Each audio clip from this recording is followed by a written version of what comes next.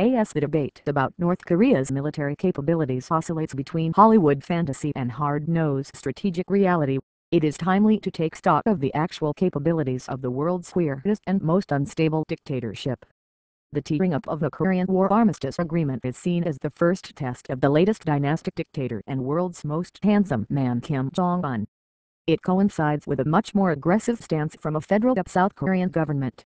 The rogue cast of characters running North Korea could possibly hit mainland Australia with an experimental long-range missile, but they would be unable to target a specific place, let alone harm the weapon with a nuclear warhead. North Korea's military, while impressive in numbers, is regarded as technologically suspect given the often outdated designs.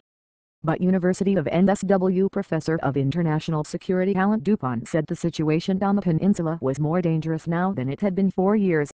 The South is no longer prepared to turn the other cheek, he said. If the North does something stupid, then the South will respond robustly. Pyongyang's greatest military advantage over South Korea and its U.S. allies is boots on the ground. The North's army is more than 1 million strong with a further 8 million in reserve. Although just how many of those would be nourished enough to carry a weapon and fight is a moot point. Its trump card could be its special forces capability, which includes tens of thousands of fanatically trained, hardened and well-armed elite troops who could cause enormous damage in the South and elsewhere. By contrast, the South has 600,000 active troops along with 28,500 American soldiers based permanently on South Korean soil. The South does, however, field more than 170 modern warships including submarines and destroyers and 600 advanced U.S.-built military aircraft including F-16 fighters. North Korea's Navy and Air Force are equipped with aging Soviet-era equipment that would soon be neutralized in a major conflict. The great unknown is North Korea's missile weapons capability. If it could unleash even a rudimentary nuclear device on top of a long-range missile, even an unguided one, then the risks are enormous. The world was shocked to discover the level of sophistication involved in its uranium enrichment program, and such a surprise during a military conflict could be very costly. Professor Dupont said it would be highly unlikely for the North to launch a nuclear attack because it would be nothing more than a suicide note.